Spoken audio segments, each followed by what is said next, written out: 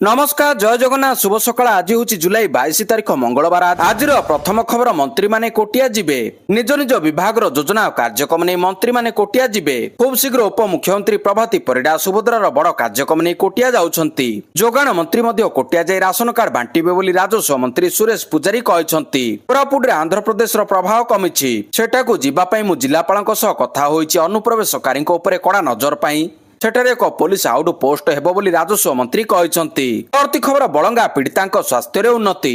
AIIMS रे चिकित्सित होउथिबा बलंगा पीड़ितांक स्वास्थ्य अवस्था रे उन्नति घटिछि। स्वास्थ्य अवस्था रे सुधार नै सूचना दैछंती संपर्कीय। पीड़ितांक ओटी रे चिकित्सा चलिछि। संध्या रे एम्स बुलेटिन जारी करी कहिथिला जे पीड़ितांक अवस्था गुरुतर रहिछि। तेबे स्वास्थ्य अवस्था रे उन्नति आसिछि। पीड़िता को भुवनेश्वर एम्स रु दिल्ली एम्स को एयरलिफ्ट करा जायतिला। परवर्ती खबर जस्टिस जसवंत वर्मा विरोध में चलिबो महाभियोग प्रक्रिया। प्रस्ताव पर 207 सांसद कले समर्थन। जस्टिस जसवंत वर्मा विरोध में महाभियोग प्रस्ताव आनिबा पई संसद रे संसदर मौसुमी अधिवेशन रे प्रक्रिया आरंभ होईछि। लोकसभा बाचस्पति ओम बिर्ला को 145 सांसदक दस्तखत थिबा स्मारक पत्र दिया जायछि। एथिरे जस्टिस वर्मा विरोध में महाभियोग प्रस्ताव आनिबा पई सुपारिश करा जायछि। सेहिपरि राज्य अध्यक्ष जगदीप धनखड़ को मध्य 54 सांसदक समर्थन थिबा पत्र दिया जायछि। अपराह्न 2 रे विरोधी दलर नेता लोकसभा बाचस्पति ओम बिर्ला को भेटिथिले और महाभियोग प्रस्ताव को समर्थन जणाई पत्र देइथिले। ଏହା ପୂର୍ବରୁ ସଂସଦୀୟ ବ୍ୟାପାର ମନ୍ତ୍ରୀ କିରଣ ରିଜିଜୁ ରବିବାର କହିଥିଲେ ଯେ 100 ରୁ ଅଧିକ ସାଂସଦଙ୍କ ଦସ୍ତଖତ ହୋଇସାରିଛି। ଜଷ୍ଟିସ ବର୍ମାଙ୍କ ବିରୋଧରେ ମହାଭିଯୋଗ ପ୍ରସ୍ତାବ ଅଣାଯିବା ଦରକାର ବୋଲି ଏହି ସାଂସଦମାନଙ୍କ ମତ ରହିଛି। परवर्ती खबर भारतीय सेना को मिलिबो उड़ंता साथी। आसुची केड्स योद्धा बिना पायलट रे हेबो मिशन। हिंदुस्तान एरोनॉटिक्स लिमिटेड केड्स वारियर नामक एक स्वतंत्र ड्रोन विकसित करिछि। जहा एक मानवहीन युद्ध विमान। सूत्र अनुसार यह खूब शीघ्र यार प्रथम कम स्पीड टैक्सी परीक्षण ପାଇଁ प्रस्तुत अछि।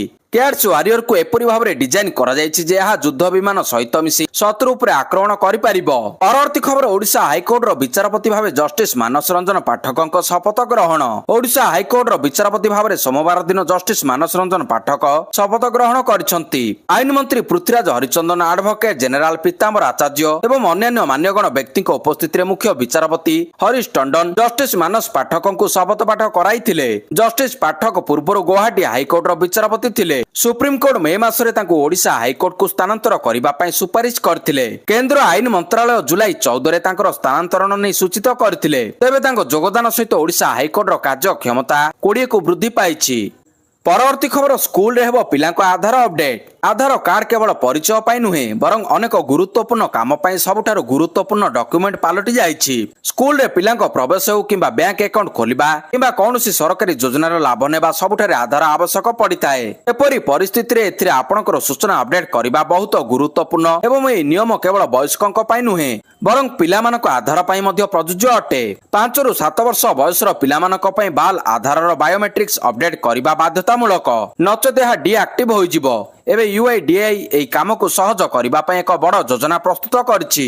जहा अधीन रे बाल आधार अपडेट करिबा पय आधार केंद्र को जिबार आवश्यकता रहिबो नाही एवं एई गुरुत्वपूर्ण काम तांको स्कूल रे ही करा जिवो। परवर्ती खबर जोगाण मंत्री को बड़ घोषणा। प्लास्टिक नुहे बरं काच बोतल रे तेल देई परिबो petrol pump. Baleshwar Fakirmohan college घटना पर राज्य जोगाण विभाग एक बड़ निर्देशनामा जारी करथिले। एथिरे कुहा जाउथुला कि कोनोसी पेट्रोल पंप ग्राहक मानकु बोतल रे तेल देई परिबो नाही।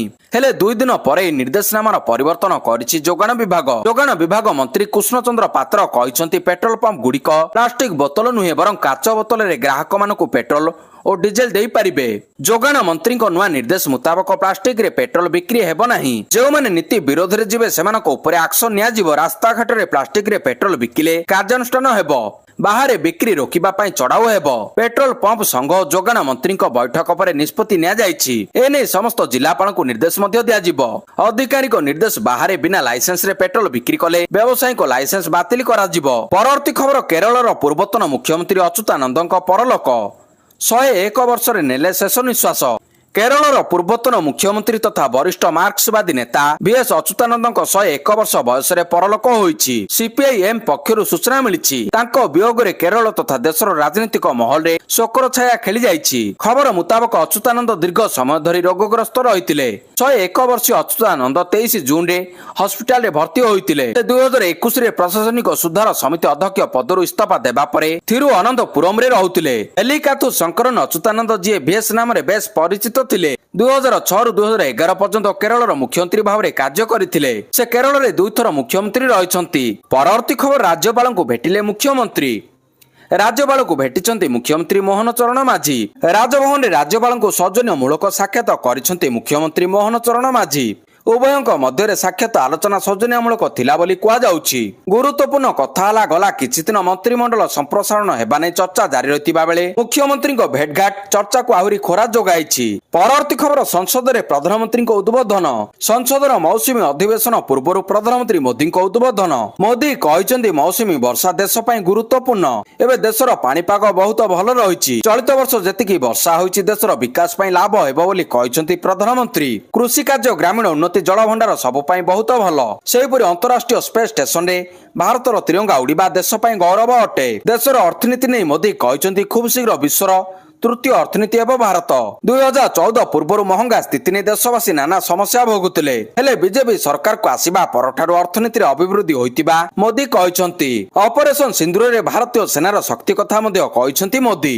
ସେପଟେ ସଂସଦରେ ଉଠିଲା ଏଫ୍ଏମ୍ କଲେଜ ପ୍ରସଙ୍ଗ। ବାଲେଶ୍ୱର ଫକୀରମୋହନ ଏଫ୍ଏମ୍ ସ୍ୱୟଂଶାସିତ ମହାବିଦ୍ୟାଳୟର ଜଣେ ଛାତ୍ରୀଙ୍କ ଘଟଣାକୁ ନେଇ ଓଡ଼ିଶା ରାଜନୀତି ସରଗରମ ହେବା ସହ ଏହାର ପ୍ରତିଧ୍ୱନି ଭାରତୀୟ ସଂସଦରେ ମଧ୍ୟ ଶୁଣିବାକୁ ମିଳିଛି। ଏହି ସମ୍ବେଦନଶୀଳ ପ୍ରସଙ୍ଗରେ ତୁରନ୍ତ ଆଲୋଚନା ପାଇଁ ଦାବି ହୋଇଛି। କୋରାପୁଟ ସାଂସଦ ସପ୍ତଗିରି ଉଲ୍ଲାକା ସୋମବାର ଦିନ ସଂସଦରେ ଏହି ପ୍ରସଙ୍ଗ ଉଠାଇ ତୁରନ୍ତ ଆଲୋଚନା ପାଇଁ ଦାବି କରିଛନ୍ତି। ଛାତ୍ରୀଙ୍କ ଘଟଣା ରାଜ୍ୟରେ ରାଜନୈତିକ ଝଡ଼ ସୃଷ୍ଟି କରିଥିବା ବେଳେ ଏହାକୁ ସଂସଦରେ ଉଠାଯାଇଛି। ପରବର୍ତ୍ତୀ ଖବର, ରାଜସ୍ୱ ମନ୍ତ୍ରୀଙ୍କ ବଡ ବୟାନ। ଦଲାଲ ମୁକ୍ତ ହେବ ରେଜିଷ୍ଟ୍ରି ଅଫିସ। ଦଲାଲ ମୁକ୍ତ ହୋଇନି ରେଜିଷ୍ଟ୍ରି ଅଫିସ। ଲୋକଙ୍କ ଠାରୁ ପଜିଟିଭ ଫିଡବ୍ୟାକ୍ ଆସିଛି, କିନ୍ତୁ କିଛି ଅବ୍ୟବସ୍ଥା ରହିଛି।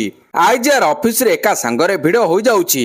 सोसाइटी रेजिस्ट्रेशन विलंब होइथिबारु सोसाइटी रेजिस्ट्रेशन आक्ट को संशोधन कराजिबो बोली राजस्व मंत्री